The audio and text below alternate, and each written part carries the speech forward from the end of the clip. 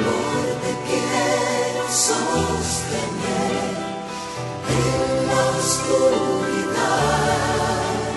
Nuestra lluvia es fácil y ligera mi carga. He deseado hacerte comprender que tú eres especial. Mi yugo es fácil y ligera mi carga.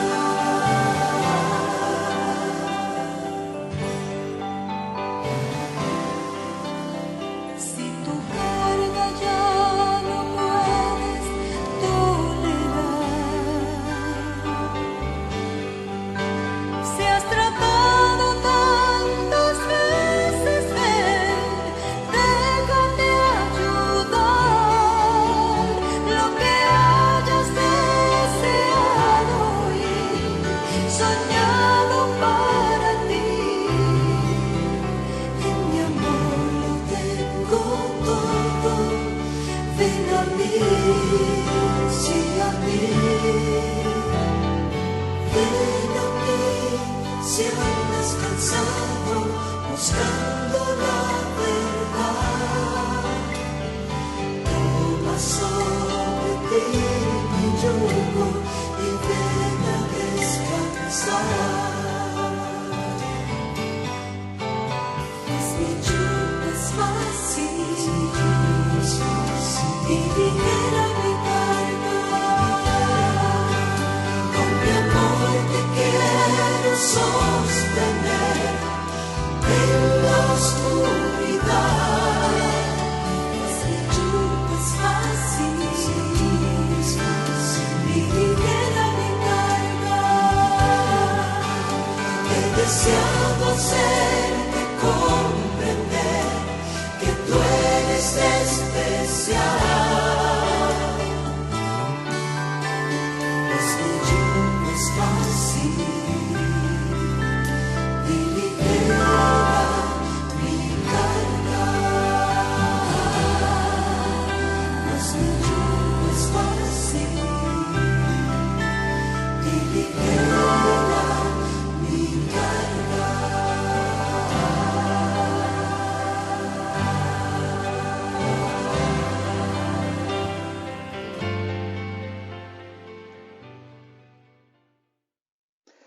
Hola, ¿qué tal? ¿Cómo está? Sea bienvenido a la reunión a distancia de la Iglesia Bautista Dios es Amor de Tláhuac en este día, domingo de julio, 11 de julio del año de gracia del 2021. Sean todos bienvenidos hoy en este día para que podamos reflexionar acerca de la palabra del Señor. Y antes de entrar propiamente, mientras van buscando en sus Biblias el primer libro de los Reyes, capítulo número 19, los primeros 20 versículos, los primeros versículos de esta porción de la escritura, los primeros 18 versículos del 1 al 18 del primer libro de los Reyes. Pues anunciarles, hermanos, que próximamente ya estaremos con la salvedad, de lo que está, parece que hay un rebrote de esta enfermedad, de esta pandemia, pero también estamos viendo que se están llevando a cabo las medidas para tratar de mitigarla, y eso está en cada uno de nosotros, hermanos. No esperemos siempre que el gobierno sea el que imponga las reglas, sino que debemos actuar con responsabilidad y con adultez, cuidándonos a nosotros mismos y procurando cada quien también pensar en el prójimo y evitar el poderlos afectar o ser afectados por terceros. Entonces, pero a reserva de eso, les digo que ya estamos planificando nuestro retorno, ahora sí, ya más en forma, y ya les hemos dado a conocer, tal vez algunos no lo sepan, pero en esta semana que viene ya van a empezar a armar el techo de nuestra iglesia, y entonces ya tendríamos un espacio mucho más seguro. Obviamente todavía nos harían falta algunas cosas importantes, pero ya de entrada la lluvia ya no nos haría tanto, no nos amenazaría tanto. Entonces, ya van a empezar a armarlo y está planificado que más o menos en unas 2 o 3 semanas pues esté terminado, y tal vez alguna más por lo que tengamos que hacer de limpiar y arreglar, pero estamos pensando que ya pronto nos vamos a volver a encontrar de manera presencial y nos vamos a volver a saludar, tal vez todavía con ciertas restricciones, pero ya estaremos en otra etapa de este proceso que estamos viviendo. Y ¿qué les iba a decir? Con respecto bueno, también decirles que bueno, esperamos que todos estemos apoyando el costo que implica la colocación de este techo. Es una inversión bastante grande. Gracias a Dios hemos podido ahorita solventar el 60% del gasto, pero obviamente nos falta todavía una parte importante.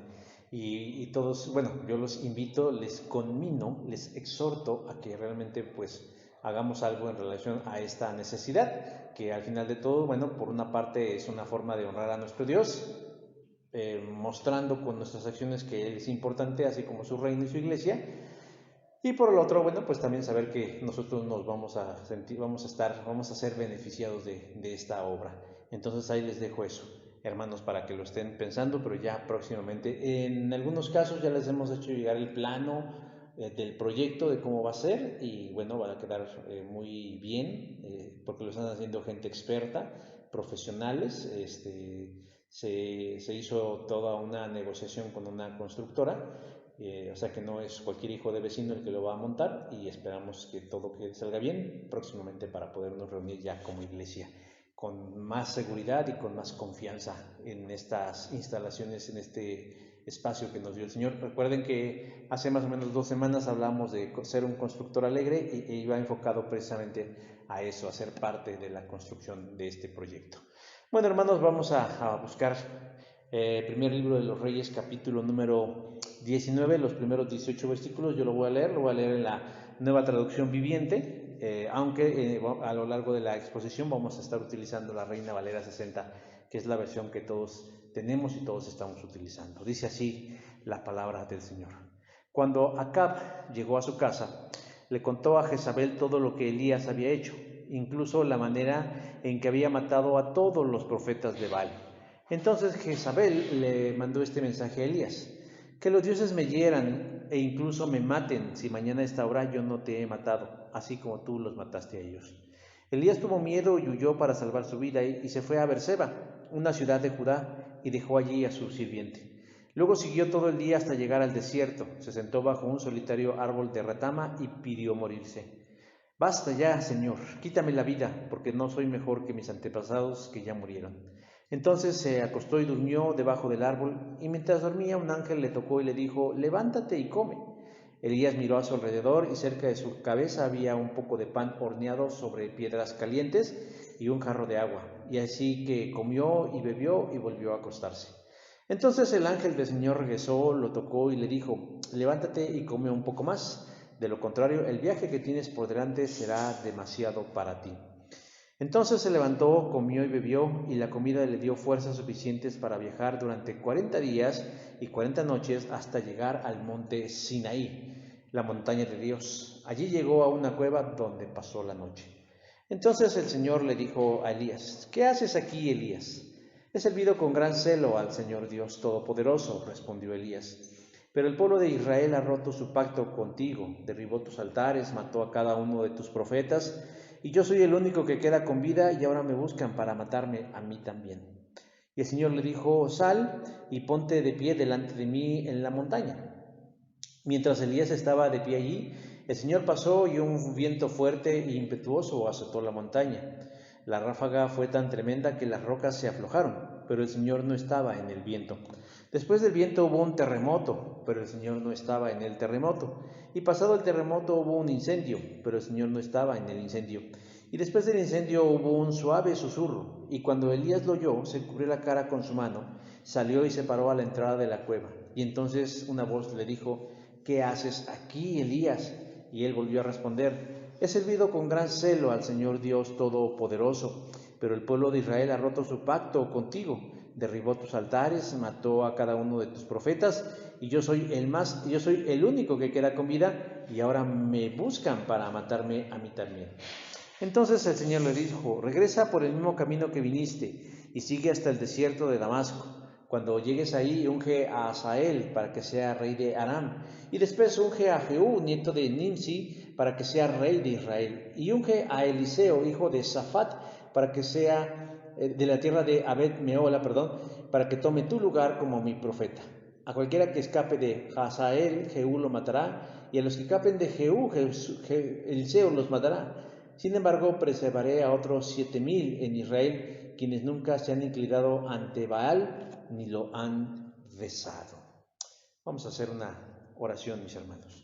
Dios, en esta hora te agradecemos el honor que nos das nuevamente de estar hoy aquí, ante tu presencia, ministrando, Señor, tu palabra, siendo instrumento, Padre, de tu reino. Te queremos rogar, Señor, que utilices estos instrumentos, que utilices nuestras vidas, que utilices, si algún talento tenemos, el don de la palabra, de la elocuencia, Señor, que tú nos des claridad de pensamiento, de ideas, pero sobre todo que tu Espíritu obre, Padre, en el corazón y la vida de aquellos que la escuchan, sobre todo en estos tiempos y en estos momentos tan difíciles, donde nos cercan muchas amenazas o muchos peligros o muchas circunstancias adversas. Queremos pedirte, Señor, que tú seas nuestra fuerza, nuestro ánimo, nuestra fortaleza, nuestra esperanza. Así permite, Señor, que sea hoy y siempre. Por Cristo Jesús. Amén. Bueno, mis hermanos, vamos a empezar en la exposición de la palabra. Vamos a esperar. No hay que confiar en los aparatos porque no tienen palabra estos. Un día funcionan y el otro día tampoco funcionan. Bueno, alguien dijo alguna vez que el desánimo es una enfermedad altamente contagiosa, incluso más contagiosa que la gripe o que la COVID-19. Un día un audaz policía fue a la azotea de un edificio a auxiliar a un hombre que intentaba suicidarse. Al estar cerca del suicida, le preguntó: ¿por qué quieres hacer esto? El hombre, que deseaba terminar con su vida, le contestó: mi mujer me ha abandonado, mi negocio ha fracasado y mis amigos me han dejado. Al terminar de contarle al policía las razones de su decisión, ambos se lanzaron al vacío. Sentirse desanimado, estar desanimado, puede llegar a niveles altamente peligrosos, incluso de poner en riesgo la vida. Por eso es pertinente que nosotros identifiquemos y sepamos distinguir, tal vez en un momento de flojera o tal vez en una falta de ganas superficial o en una tristeza momentánea o de plano en un desánimo absoluto. ¿Por qué? Porque si nosotros identificamos el desánimo en las primeras etapas en las que aparecen en nuestra vida, lo podemos remediar. Y dicen los que saben que el primer paso para solucionar muchos de los problemas que atravesamos es el reconocimiento, es aceptar que lo tenemos, aceptar que lo vivimos, que ya está en nosotros. Por eso es importante que nosotros sepamos cuándo sentirnos desanimados, porque de lo contrario, cuando simplemente nos autoengañamos tratando de salvaguardar la apariencia que otros tienen de nosotros, no solo perdemos el tiempo, no solo nos amargaremos, sino incluso podemos llegar a un grado como los hombres de la historia de al principio. Pero partamos de una premisa fundamental.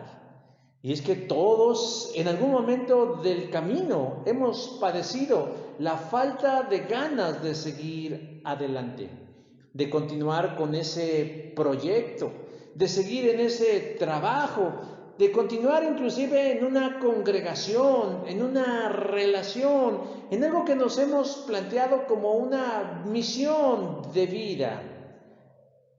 Y es entonces cuando nos convertimos, cuando de pronto le perdemos el interés y ya no luchamos por alcanzar el objetivo, nos convertimos en víctimas potenciales del desánimo. Hace tiempo escuché a un conferencista decir algo en relación al desánimo, y él afirmaba que el desánimo tiene una distribución geográfica en nuestro país.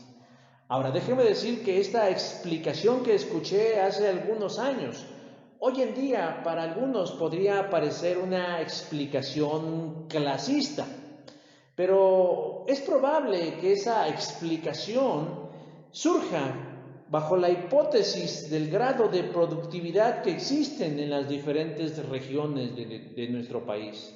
Así pues, el conferencista decía que en la parte norte de nuestro país había poco desánimo, que en la parte centro, donde nosotros nos ubicamos, había un alto índice de desánimo, y que por eso somos una sociedad apática, con falta de iniciativa para progresar y salir adelante. Y por último nos dice que en la región sur el desánimo está totalmente instalado. A la luz de esta explicación, nos quedamos con una sensación de desesperanza y desánimo, valga la redundancia. No obstante, yo estoy convencido que el desánimo es algo más complejo que eso, que va más allá de una región o que va más allá de una localidad, porque pensar así sería muy simplista o sería condenar a la gente dependiendo del lugar donde se encuentre. Pero lo que es verdad es que se percibe, hermanos, un ambiente de apatía, de decaimiento, de abatimiento, de desgano en nuestra sociedad inmediata. Y se lo podemos achacar a la pandemia. Podemos responsabilizar a las medidas que se instalaron para manejar la pandemia. Pero también podemos decir que son las consecuencias de la pandemia, porque ha habido afectaciones económicas, ha habido afectaciones en la salud, ha habido afectaciones en las relaciones humanas, ha habido afectaciones en la cotidianidad, en la movilidad, en muchos aspectos de nuestra vida. Pero déjeme decir que a mí, en lo personal, lo que más me preocupa es que el pueblo de Dios también se ha visto afectado por esta actitud pesimista. Un predicador que lo hacía muy apasionadamente dijo que el cristianismo y el desánimo deben ser mutuamente excluyentes. Es decir, no se puede concebir a un cristiano desanimado como una forma de vida. Es totalmente contrario al plan de Dios. Pero hoy en día yo tengo que decir que la realidad parece ser otra muy distinta. Parece ser que la iglesia local se está viendo envuelta en un espíritu de desánimo, de falta de ganas. La semana anterior hablábamos un poco del acomodamiento, de la comodidad, de la facilidad con la que nosotros de plano entramos en un estado de estabilidad, de statu quo, de zona de confort, y a veces tiene que ver también con el desánimo. Hermanos, el desánimo va mucho más allá que un momento de no tener ganas o de padecer las secuelas de una actividad desgastante. Es algo que determina nuestra calidad de vida. Es algo que determina nuestra vida misma en todos los sentidos. Porque una persona desanimada y que su vida se caracteriza por ese desánimo, va que vuela hacia la mediocridad y hacia la falta de propósito en ella. Elías, el gran profeta de Dios, vivió momentos significativos en su fe hacia Dios, como por ejemplo haber demostrado que su Dios, Jehová, es el Dios verdadero y que Baal, el Dios de Acab y Jezabel, era solo una mentira. Otro momento significativo y especial Es cuando Dios lo mira en necesidad y le envía alimento llevado en los picos de unos cuervos para fortalecerlo física y espiritualmente. Pero Elías no estaba exento de padecer el desánimo, porque él atraviesa por momentos también graves que incluso le llevan a desear la muerte. Y la pregunta es, ¿qué puede llevar a un siervo de Dios a caer en el desánimo? A un punto de sentirse abandonado por Dios y sin razón en la vida. Yo quiero que hoy, en este día, hermanos, le hagamos a la Biblia 3 preguntas fundamentales acerca del desánimo y que permitamos que el pasaje nos conteste cómo se origina, cuáles son sus efectos, pero sobre todo, cómo remediar y sanar una actitud tan destructora como lo es el desánimo. En primer lugar, déjeme preguntarle al pasaje, ¿cómo es que surge el desánimo? El verso 2 nos dice, así me hagan los dioses y aún me añadan, si mañana a estas horas yo no he puesto tu persona como la de uno de ellos. Parece ser que lo que genera el desánimo, hermanos, es cuando el camino de la vida se ve obstruido por la adversidad. Elías es un profeta de Dios, probablemente el más grande de todos, al punto en el que él no miró la muerte, sino que Dios mismo se lo llevó en un carro de fuego. Él ejerce su ministerio en el reino del norte, en el reino de Israel, en donde Acab es el rey, un hombre que de inicio amaba a Dios, pero a raíz de su matrimonio con una mujer llamada Jezabel, todo comenzó a tornarse distinto. Esta mujer lo envolvió de tal manera con sus argucias que logró que abandonara la fe en Jehová. Pero no solamente hizo que abandonara la fe en Jehová, sino que adoptara a otros dioses y que instaurara en el pueblo un culto nuevo a esos dioses extraños como Baal, dejando multitudinariamente la fe en Dios. De por sí Israel ya estaba mal, porque se había separado de su hermano, el reino del sur, pero esto añadía mayor peso y carga a su responsabilidad y a su pecado. Pero con todo Dios es fiel, no es alcahuete, pero es fiel. Dios ama a los suyos y no los abandona. Y por eso levanta a un profeta como Elías para ser la voz autorizada de él, denunciando las malas acciones que el rey y su pagana esposa están llevando a cabo entre su pueblo. No obstante, aunque el ministerio de Elías es exitoso, Jezabel no piensa quedarse con los brazos cruzados. Habría que recordar que en alguna ocasión Jezabel mandó matar a los pocos sacerdotes de Jehová con los que contaba el reino del norte. Elías se convirtió en un perseguido y para preservar su vida y cumplir el propósito de Dios anduvo escondiéndose.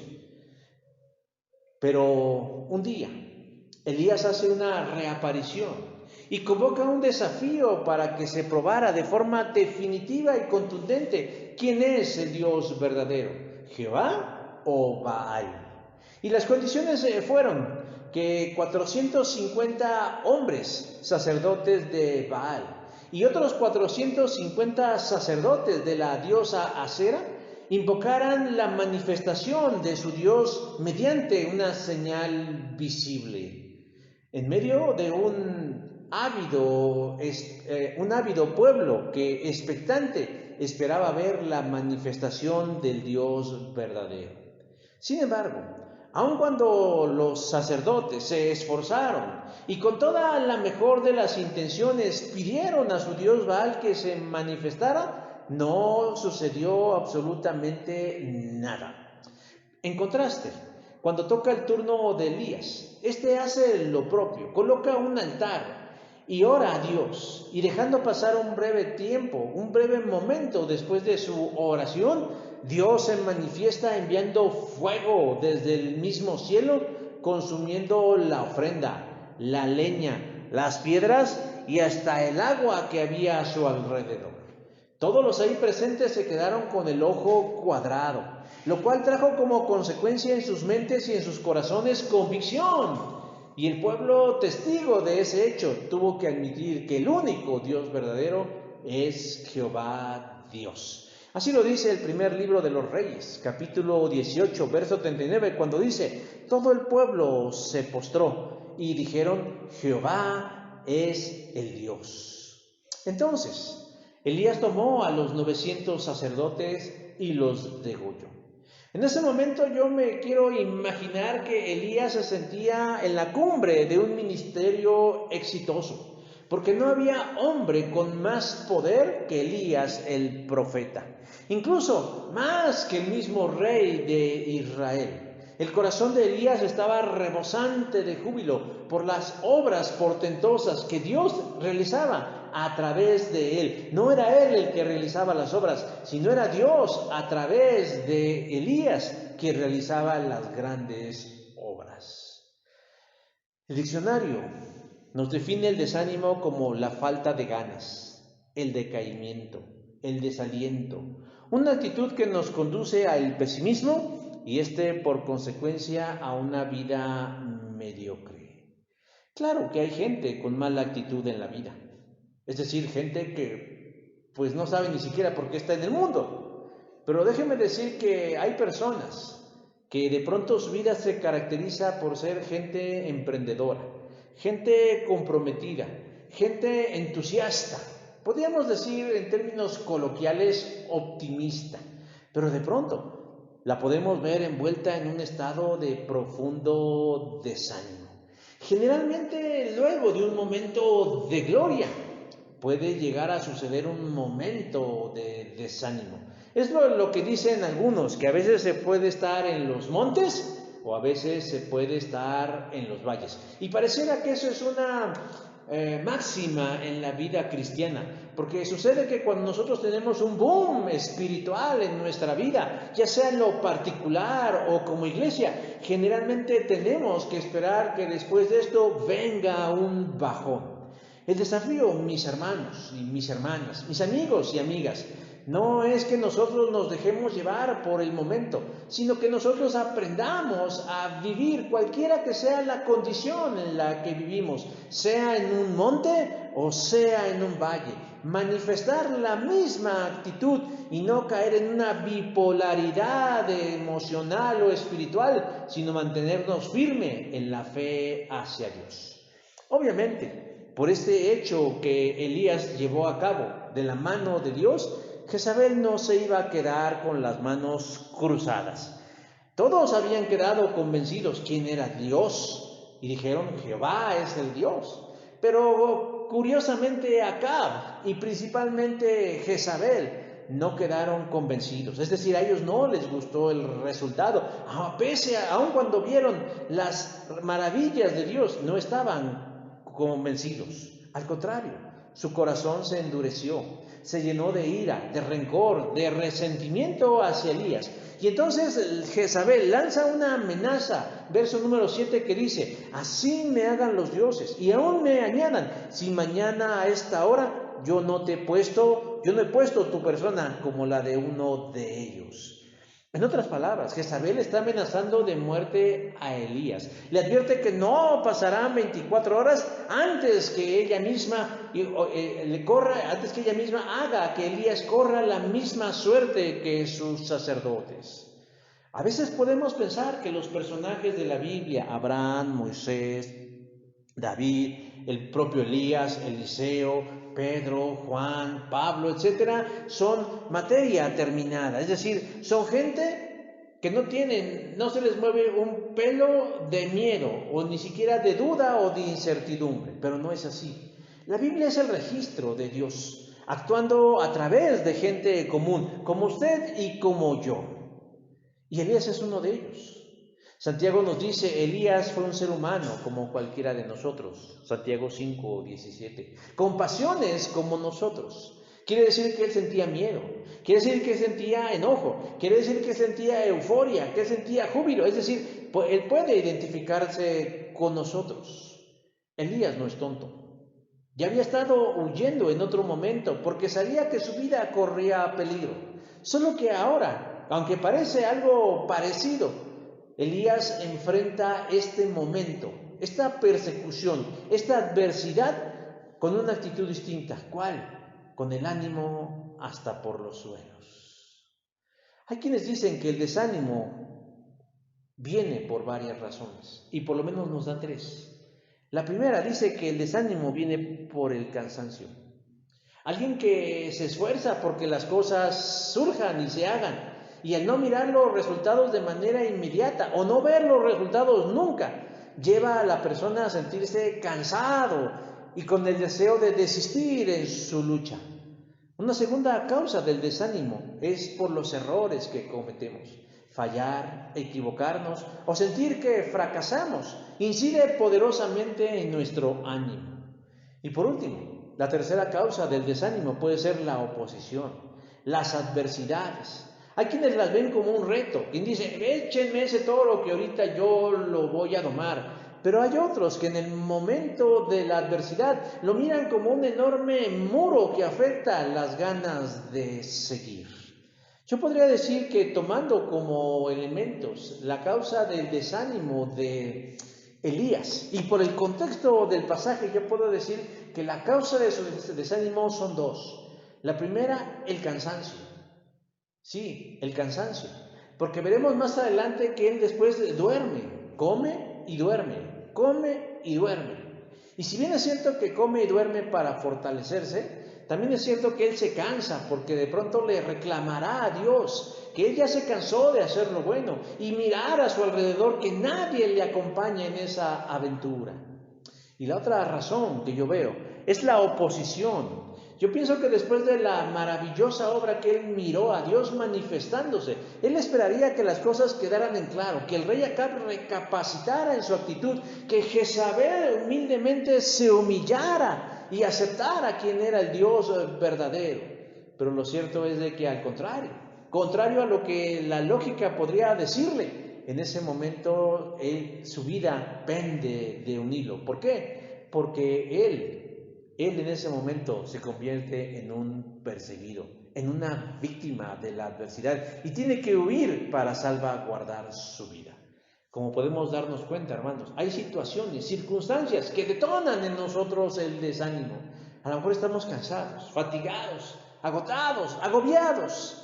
Probablemente, hermanos, miramos los problemas como enormes zanjas o enormes muros o enormes murallas que no podemos solventar. La segunda pregunta que le hacemos al pasaje es, bueno, eso origina el desánimo. Pero ¿qué efectos produce en nosotros el desánimo? Dice verso número 4, y se sentó debajo de un enebro y deseando morirse. En cuanto Elías se entera de la sentencia que pesa sobre su cabeza, que repito, no es algo nuevo para él, porque Elías no es ingenuo, él en ese momento se da cuenta que tiene que seguir huyendo. Pero algo sucede en el interior de Elías, algo se rompe. Y las palabras de Jezabel le pesan mucho. Ya vimos, él está entrando en una etapa de desánimo, tal vez por cansancio, tal vez por amenaza u obstáculo, pero él pasó de la euforia a un momento de crisis. ¿Y qué es lo que hace? Lo primero que hace Elías es irse, es escaparse. Verso número 3 dice, se levantó y se fue para salvar su vida. ¿Por qué se va? Porque nos sigue diciendo en el verso 3, dice, tanto al escuchar esto, se escapó. Es otra forma de traducir el texto. Tanto al escuchar esto, se escapó. Un primer signo del desánimo, hermanos, es abandonar lo que estamos haciendo, es abandonar la lucha, es abandonar el proyecto, es abandonar aquello en lo que hemos estado trabajando, invirtiendo o gastando como usted quiera. Es lo primero que hacemos. Hay gente que abandona la fe, hay gente que abandona la familia, hay gente que abandona el trabajo, hay gente que abandona el proyecto, hay gente que abandona tantas cosas. Elías no espera las instrucciones de Dios, de cómo responder ante esa situación. No se queda ahí simplemente diciendo, dime Dios, ¿qué tengo que hacer? sino que él toma sus cosas, toma a su siervo y se va, y a nadie le da explicaciones. Se deja llevar por su estado de ánimo, sin importar lo demás. Esta semana, en nuestra clase del libro de los Hechos, revisamos un elemento importante que se conoce como el Ortus Salutis, o el orden de la salvación. Y dentro de este orden de la salvación hay un elemento que llamó poderosamente mi atención y se llama la perseverancia. Una señal inequívoca de que somos salvos, de que somos hijos de Dios, es la persistencia en el camino de Dios. Pese a las luchas y las desilusiones que experimentemos, pese a la traición o al fraude o a la injusticia. Ahora, no estoy diciendo que si atravesamos un momento de desánimo debamos interpretarlo como falta de salvación, no, sino que una persona salva va a vivir el desánimo sabiendo que es momentáneo, pero con la ayuda de Dios continuará en el camino. Por el contrario, alguien que puede dudar de su salvación es aquel que renuncia al camino de la fe y a todo lo que implica. Un segundo elemento, una segunda consecuencia del desánimo es el aislamiento. Dice verso número 3, y Elías dejó a su siervo allí. Salió del reino del norte y fue rumbo a Berseba, que está en Judá, reino del sur. Lo hace acompañado de su criado. No sabemos si platicaron en el camino, lo probable es que no, pero ya en el camino él lo deja y sigue su camino solo. Dicen los que saben que la soledad es mala consejera, porque es el ambiente propicio para escuchar a lo que algunos han denominado la loca de la casa, es decir, a la mente. Y cuando nuestra mente está agobiada, cuando nuestra mente está embotada, cuando nuestra mente está poco objetiva, empieza a sacar ideas locas y absurdas que pueden volvernos literalmente locos. Por eso es importante que una persona que está desanimada no se aísle. Dentro de ese aislamiento, nos dice el pasaje que él se fue a un desierto. Esto parece ser un simbolismo muy profundo, porque nos habla del sentimiento de Elías, de sentirse no solo desanimado, sino de sentirse abandonado, de sentirse solo, de sentir que nadie lo comprende, de sentir que nadie puede ayudarle, de sentir que no tiene propósito. Y que además, hermanos, en ese momento nada ni nadie nos puede entender. Alguien desanimado se siente solo, pero además quiere estar solo. Y paradójicamente es una soledad que le duele y que le pesa. Una tercera consecuencia del desánimo es sentirse sin energía, con ganas de dormir. Dice verso 5, Elías se acostó allí debajo del arbusto y se quedó dormido. Dormir es una señal de cansancio que se repone durmiendo. Pero también el sueño excesivo puede ser una señal de desánimo, con la finalidad de evadir, de evitar la realidad, creyendo que ese sueño mitigará el dolor o la frustración o el miedo o la tristeza por la que está atravesando. Déjeme decir que una persona que se suicida, pensando en casos extremos, una persona que atenta en contra de su vida, no lo hace porque sea valiente, como piensan algunos, pero tampoco lo hace porque sea cobarde, como dicen otros, sino más bien es tanto el dolor que ellos están buscando algo que les ayude a ya no sentir. Hay quienes deciden utilizar cosas para no sentir, como sustancias. Hay quienes utilizan tal vez la sexualidad desenfrenada para no sentir. Hay quienes se ensimisman tal vez viendo televisión o en su trabajo o en su teléfono, pero hay quienes deciden dormir. Y en el caso de la gente muy extrema, hay aquella que decide morir para ya no sentir. La gente se siente sin energía, se siente cansado y cree que durmiendo no es para reponer fuerzas, sino más bien es para no sentir lo que están viviendo. Aun cuando duermen mucho, siguen queriendo dormir. Y no porque estén cansados, sino porque no quieren sentir. Se vuelven lentos y torpes. Ahora, hay veces que el sueño se puede convertir para un desanimado en una buena medicina. Y esto lo expondré un poquito más adelante. Un cuarto aspecto del desánimo, una consecuencia del desánimo, es la pérdida de la visión, o mejor dicho, una distorsión de la visión. Dice verso 4, se sentó debajo de un enebro y deseó morirse. Los ojos del alma o de la mente se afectan. Elías está convencido de que nada de lo que ha hecho ha valido la pena. Todos esos momentos con Dios los tira a la basura. Y entonces desea morirse porque cree que no vale la pena seguir.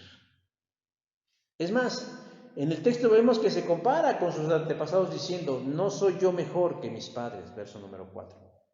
Pero Elías no se está refiriendo a sus padres en la carne, a sus padres biológicos, para que pensemos que fueron malas personas. No, Elías se está comparando con sus antepasados, los israelitas, que se habían alejado de Dios y que habían abandonado al Dios de Israel. Las cosas cuando se está desanimado se sienten y se ven diferentes, distorsionadas, nunca de manera justa o objetiva. Yo le pregunto, ¿usted cree que lo que hizo Elías estuvo mal? ¿Usted cree que todo lo que había hecho Elías fue incorrecto? ¿Usted cree que Elías tiene razón al verse a sí mismo como un fracasado? Enfáticamente le digo no. Y no porque Elías sea perfecto o porque nos simpatice, sino porque tenemos elementos para darnos cuenta que él es un hombre de Dios, porque escucha a Dios y lo sigue. Está atravesando por un bache emocional y espiritual, el cual lo llevará a aprender algo más profundo de Dios. Pero no está mal. Pero él lo cree que sí, porque se ha distorsionado su visión espiritual. Y por último, una persona desanimada pierde interés por aquellas cosas que le son importantes. Elías, por dormir, dejó de hacer cosas. Bueno, abandonó su ministerio, abandonó a su siervo, abandonó el reino del norte y se fue al reino del sur. Se puso debajo de un arbusto y se durmió. Estuvo dejando cosas por hacer, al punto de dejar inclusive de comer, de elementos fundamentales y esenciales. Y por eso Dios en su bondad envía un ángel para que lo despierte y lo anime a comer. A veces nosotros como creyentes solemos espiritualizar todas las cosas de la vida y creemos que comer es lo menos o en lo último que debemos pensar. Pero déjeme decir que cuando el apetito falla es porque algo no está funcionando bien. Cuando el apetito se altera es porque algo está ocurriendo en la vida de esa persona y hay que poner especial atención en eso. Que si no es por una causa orgánica, muy probablemente es por una causa emotiva o espiritual. En una ocasión, un par de ranas cayeron en un recipiente con leche. Una de ellas, al verse en semejante condición, pensó que era el final de su vida y se dijo a sí misma, no hay salida. Nada puedo hacer para salir bien librada de esto.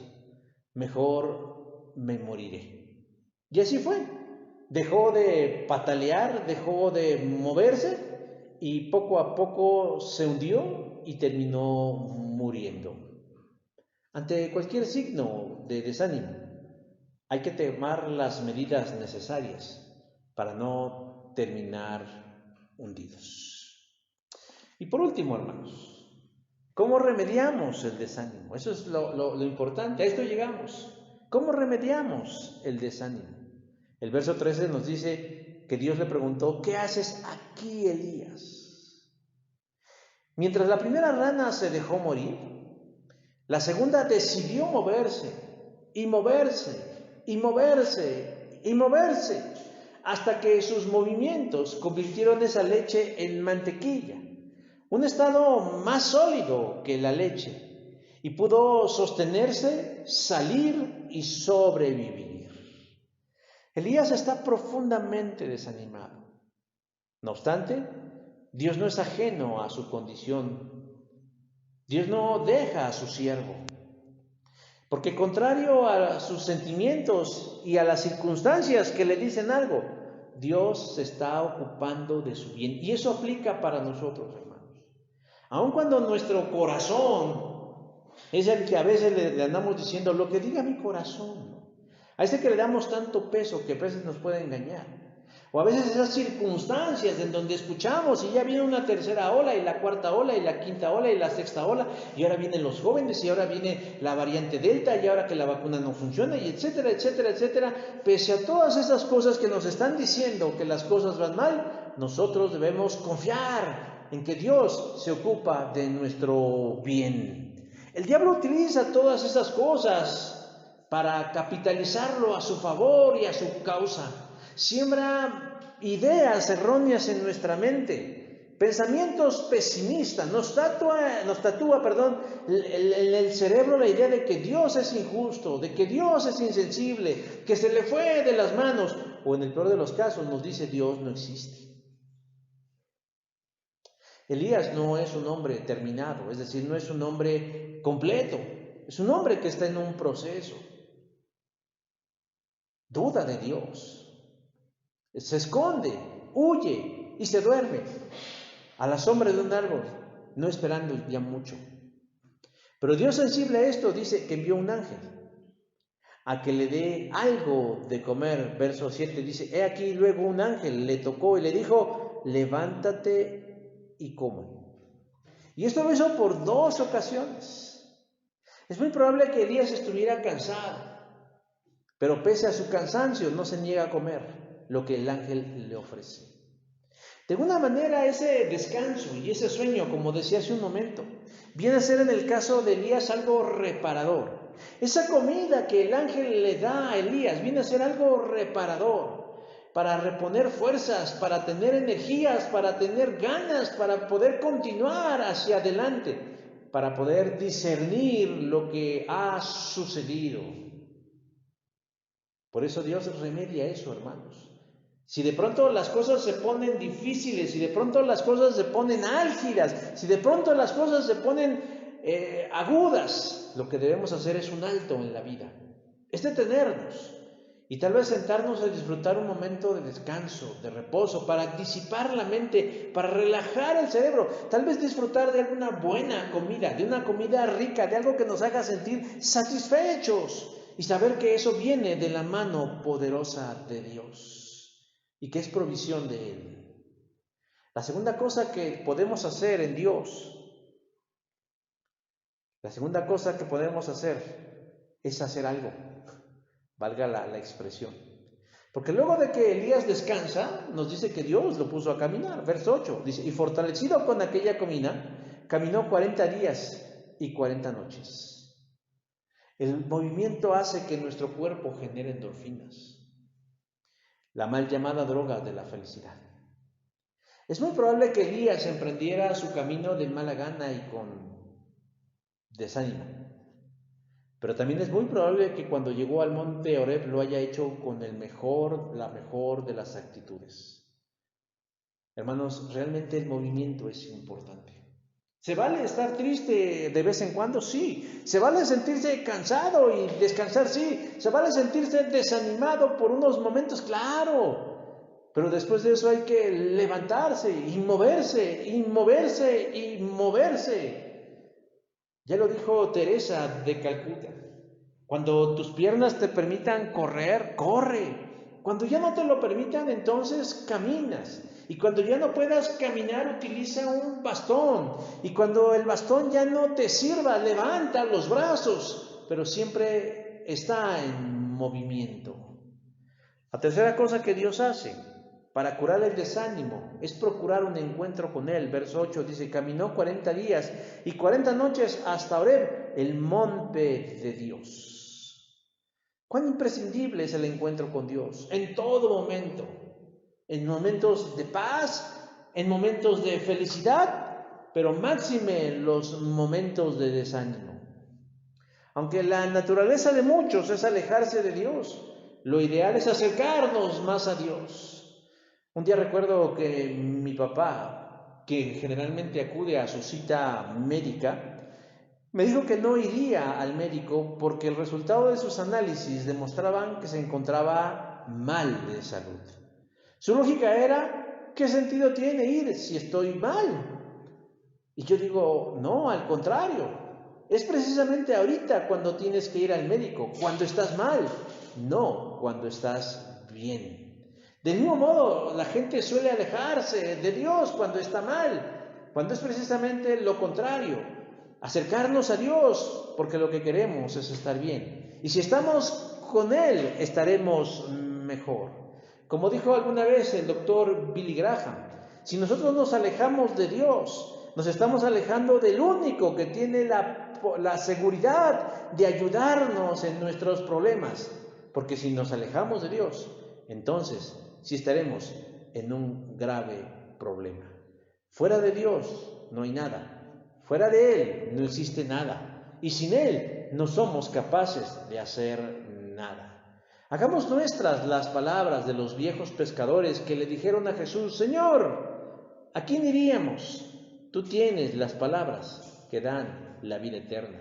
Juan 6:68.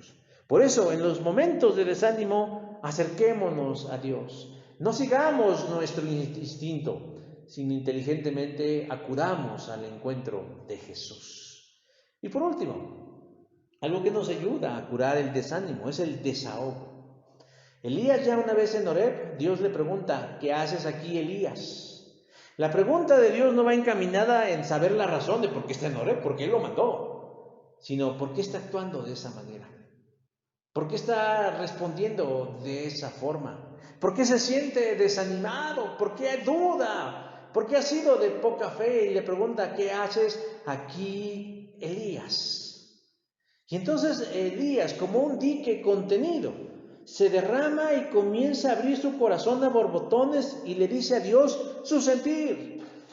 He sentido un vivo celo por Jehová, Dios de los ejércitos, porque los hijos de Israel han dejado tu pacto, han derribado tus altares, han matado a espada a tus profetas, y solo yo he quedado, y me buscan para quitarme la vida.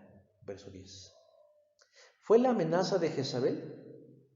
La amenaza de Jezabel solo fue la gota que derramó el vaso. Pero Elías ya traía cosas en su corazón. Se sentía solo y abandonado.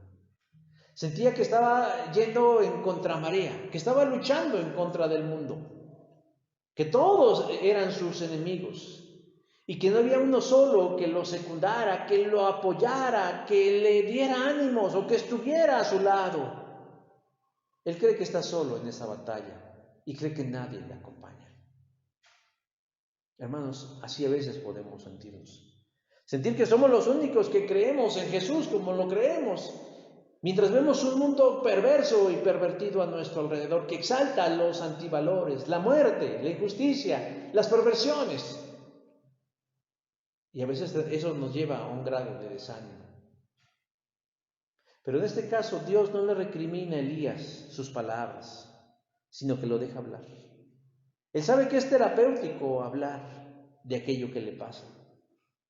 Dicen que cuando una persona experimenta un momento traumático, suele sentir el impulso de hablar, de hablar, de hablar, de hablar de lo que le pasó, como un mecanismo para ir sanando el alma. Una vez que Elías habla y termina, le dice Dios, ahora yo te voy a hablar. Pero contrario a lo espectacular que Elías había experimentado a Dios, Dios no le hablaría mediante un viento recio, Dios no le hablaría por un terremoto, Dios no le hablaría por fuego. A veces en la fe cristiana sobreexaltamos lo espectacular. Bueno, ver descender el Espíritu Santo en Pentecostés era algo espectacular. Mirar caer fuego del cielo para consumir una ofrenda y avergonzar a los profetas de Baal y de Acera es algo espectacular. Mirar una zarza ardiendo que no se consume es algo espectacular. Mirar una columna de fuego por la noche o una columna de nube por el día es espectacular. Mirar la multiplicación de panes y peces para alimentar a 5,000 personas es espectacular. Mirar a Jesús ser ascendido a los cielos en carne y hueso es espectacular. Mirar el Apocalipsis, la llegada del Cordero en un corcel blanco como un rey triunfante será espectacular. Pero hermanos, a veces Dios habla de formas muy discretas y habló a Elías a través de un viento suave y apacible. Dios no estaba enojado con Elías y por eso le habla de forma tierna y suave. Por eso es más que recomendable que en medio de nuestro dolor, si es que queremos sanarlo, guardemos silencio, que no escuchemos ni siquiera la voz de nuestros pensamientos. Elías creía que Dios lo había abandonado. Elías creía que sus hermanos lo habían abandonado. Pero la respuesta de Dios es mostrarle la realidad. No esa que le dicen las circunstancias, no esa que le dicta su corazón, sino la que Dios dice que es. Lo pone a hacer otra cosa, lo manda a ungir 2 reyes y a un profeta, verso 15 y verso 16. Y además le da su respaldo. Y le dice, en Israel hay 7,000 cuyas rodillas no se doblaron ante Baal y cuyas bocas no lo besaron. Esa es la realidad, hermanos. Si usted se siente solo en medio de la pandemia, no lo está. Está a un clic de distancia. Está a una llamada telefónica, a unos pasos de su familia espiritual, que Dios mismo le ha dado y le ha puesto en cercanía para saber que otros como usted están pasando por situaciones similares. A todos nos pega la enfermedad, a todos nos pega la crisis, a todos nos pega la inseguridad o la incertidumbre. Pero cuando le hacemos caso al diablo, a la loca de la casa que es nuestra mente, cuando le hacemos caso a las circunstancias, a los noticieros, a los reporteros, por más confiables que sean, nos están robando el escuchar la voz suave y apacible del Señor que nos dice, yo estoy contigo. Pero además hay muchos como tú con quien te puedes acompañar. Por eso es necesario, imprescindible, urgente, hermanos, que reactivemos la vida de la iglesia. A lo mejor es una inversión muy cara en un techo, pero valdrá la pena si es que con eso contribuimos a que Dios sane al desanimado. Hermanos, Jesús nos dijo, en el mundo tendréis aflicción. Él no nos advirtió, Él no nos engañó, Él nos dijo desde el principio que en este mundo viviríamos en aflicción. Pero la frase de ese versículo 33 del capítulo 16 del Evangelio de Juan termina con una máxima que nos debe inspirar a la fe. Confiad, yo he vencido al mundo. Somos más que vencedores por medio de aquel que nos amó. Así que agárrese de la mano de Dios y no se suelte. Y aférrese a sus promesas y no actúe en base a sus circunstancias, mucho menos a sus corazonadas, sino en base al carácter y a la persona de Jesús. Vamos a orar. Dios, te damos gracias en el nombre de Cristo por este momento, por esta palabra. Y pedimos que tú seas la medicina de nuestro desánimo, que avives nuestros corazones, nuestras mentes, nuestras vidas. Esta tu iglesia, todas las iglesias, Señor, no para que volvamos a la cotidianidad de antes, sino para que vivamos la aventura de la fe y que podamos seguir viéndote, Señor, obrando grandes maravillas y portentos en nosotros y a través de nosotros. Te lo pedimos en el nombre de Jesús. Amén. Hermanos, pues terminamos, los dejamos creo que es un canto de alabanza y estamos siempre en contacto, en comunicación, y estamos siempre esperando en el Señor. Así que próximamente el regreso a nuestra vida presencial en la iglesia. Dios le bendiga, hermanos, y Dios le guarde.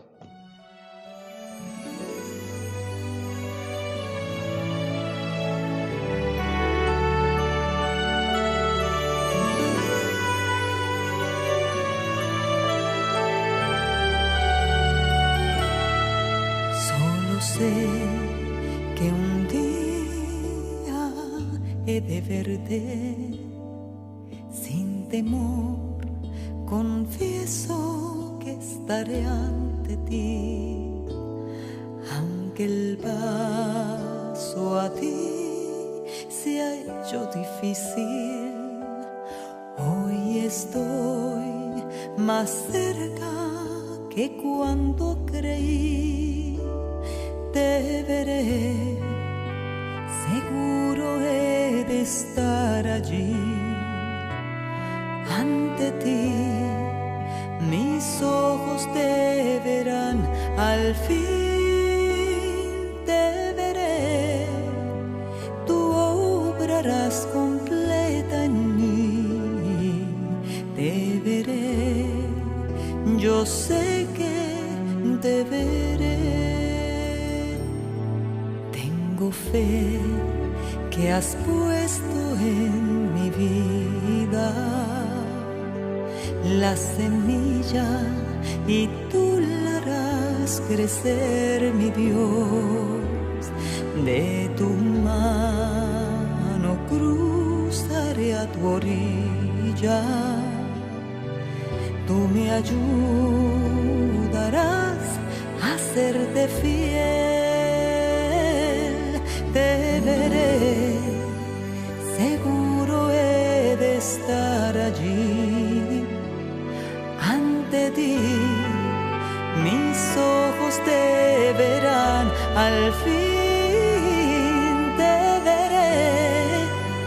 Tú obrarás completa en mí, te veré. Yo sé que te veré.